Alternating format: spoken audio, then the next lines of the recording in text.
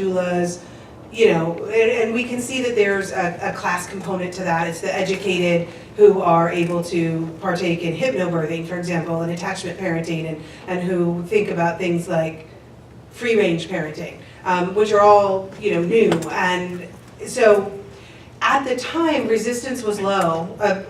From what I have gathered so far, there are really only a few midwives who didn't want to be told how to run their, I don't want to say business because it really wasn't a business, right? They barely got paid anyway. But there was resistance, of course, to the social engineering of welfare capitalism in EJ. We could see this overtly and sort of implicitly, where people were sort of taking advantage of some of the opportunities offered by EJ shoes at the, you know, making the system work for them, so to speak. So resistance in some ways, but not. I think that the women, the maternalists, had it right. People will come together under the slogan, save the babies. Who doesn't want to save the babies? And so, yeah, there was, of course, more embedded to that, and that's what I'm trying to pick apart and reveal. Yeah, thank you for that question. Can I ask a question? I was curious about the system that you present that is benevolent and has positive effects, and yet also alienating in so many ways, and maybe the nuances of what institutional knowledge conveys, both negative, positive, or nuanced. What do you mean by institutional? Medicine, doctors, hospital, certain procedures and practices that benefit birth outcomes and yet shift the whole birth experience. Yeah, yeah. It's interesting because I think there's two elements intertwined in all of that. And one is the knowledge, which became institutional. It wasn't institutional prior to then. And then, and as it became institutional, it also became, it switched genders, of course. And it had before been collective knowledge that was, I don't want to say owned, but operated by, used by the women primarily. And then it became science, which was the men. So I think that the institutional knowledges are focused on other things. And one of the messages that I think women have received over the last 100 years is what you know and what you believe to be true isn't necessarily true. And you know, we're not going to worry about that because we've got science that tells us this. And so I think that that's part of what we're coming up against. You know, nowadays the parenting books say, you know, don't listen to what's in the books, trust your gut. And that is the opposite of 100 years ago when they were really trying to make everything more sensible. Yeah, yeah. I have the mic, so thank you so much. My question is for Lucy. Like, really wonderful work, and I was wondering if, like, it reminds me of symbiology and like Lynn Margulis and her amazing work of like thinking of symbiosis and really the interdependence between different organisms. And I was thinking if anything was possible, could the AI, like, could this sort of AI technology help make those connections and relationships more meaningful, right? Like, so that like people and nature really could see that interdependence between organisms. Can I piggyback on that? Thanks. This is an amazing presentation, amazing projects. It seems to me that representationally you're trying to deal with the oikos, the pulse of life making, in which humans and the rest of nature are dynamically making each other. What happens if you leave behind the Baconian Cartesian language and philosophy that's underlying your spoken presentation, man versus nature? We're all engaged in ecology too. We're all part of nature just as much as the beaver and the microbes, and indeed the microbes in there kind of keeping us alive.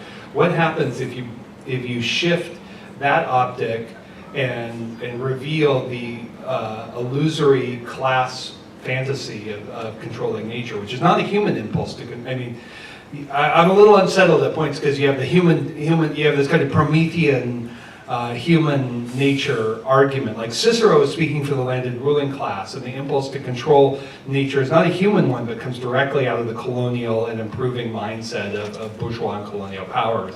So what happens if you shift from man and nature to capitalism in the web of life, and capitalism seeks to create ecologies that suit it, but is not outside nature. It's not a question of speaking for nature, but of how do we deal with the mediations in a communist way rather than the alienated ways that Margaret Rondo was talking about yesterday. So, see if it fit. Yes, I think I'll start a little bit with this because it's on the top of my head now. I think this economic revolution project that I talked about first is this incentive to share across human beings as well as look at how sharing happens. And the concept behind that does have to do with our economic systems, and some of those have been challenged by technological innovations like blockchain technologies that at its core was invented by anarchist economists who wanted to have a decentralized banking system, and yet banks co-opt that system. And now we see advertising the best blockchain technology at your local bank. So it's difficult when our corporate structures co-opt even the most benign and well-meaning innovations that are meant to tear down those same structures. We see that with the sharing economy that still stratifies human beings across cultures and societies, and man, especially here, every car is an Uber. So I think it's a great provocation, and it's why I'm here. When we started, we also decided we wanted to make a biological blockchain. We wanted to make an economic system that expressed nature's health, that judged the growth of organisms that human beings had to nurture, and that collectively the nurturing of these living beings would contribute to an economic value and would cause us to become more ecosystemic in a very capitalist sense. And I don't know if that's a possible project even, but conceptually it's something we're still exploring. This nature-based, decentralized system of value that reverses the value system of extraction and minerals and whatever is embedded and embodied in our currencies, and instead try to make the relationships with nature what becomes the value. But capitalism is nature-based too. Yes, yeah, right. With specific nature that gets elevated. And so inherent in the desire to make this other system is the acknowledgement that it would get co-opted and integrated. So I'm not sure how to do our rebellion, but we're still working on it.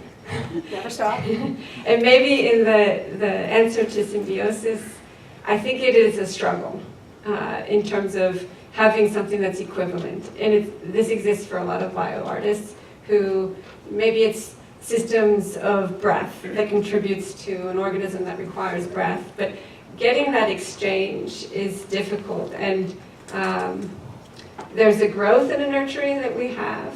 The system is not necessarily benefiting in a sense from its involvement, although I think there's also something about microbiological nurturing. Some of you may have grown sourdough starter or nurtured kombucha or any of these kinds of microorganisms that when you grow them, you share them, and they become a kind of human currency of community and food and sharing.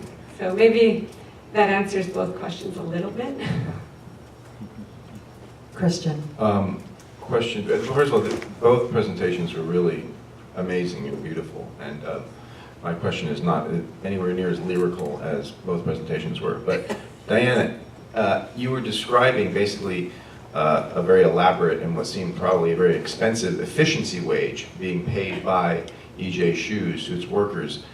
Did all this this welfare capitalism, did it enhance the profitability of the company, or was it an expenditure, and was the patriarch like driven by some ideological project? I mean, did this enhance or cut into the profitability of the company? Depends on who you ask and when you look at the evidence. It seems to me, George F. Johnson, some of okay.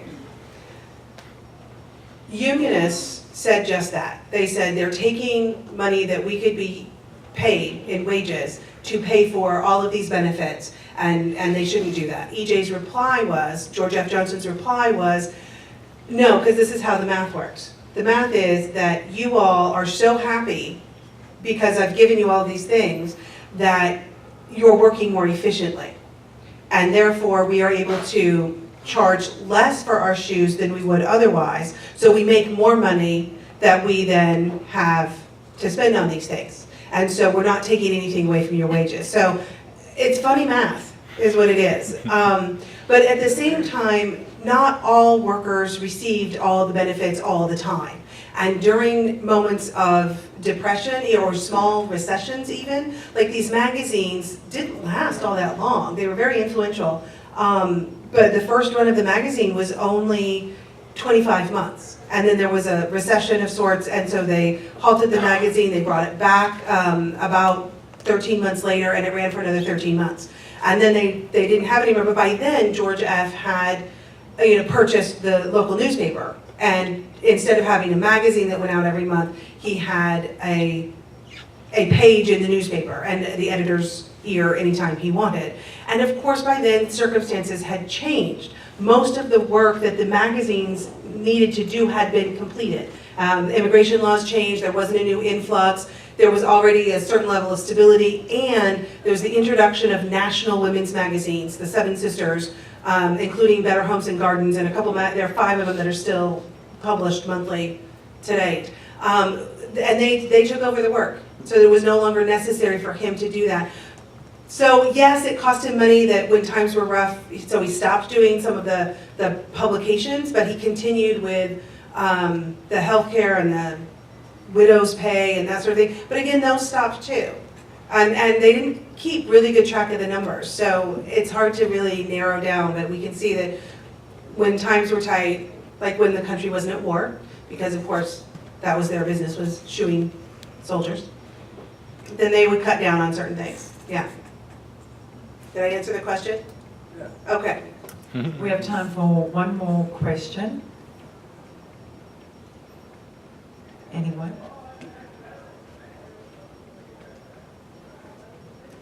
Great, well, thank you very much. This was a wonderful opening ceremony.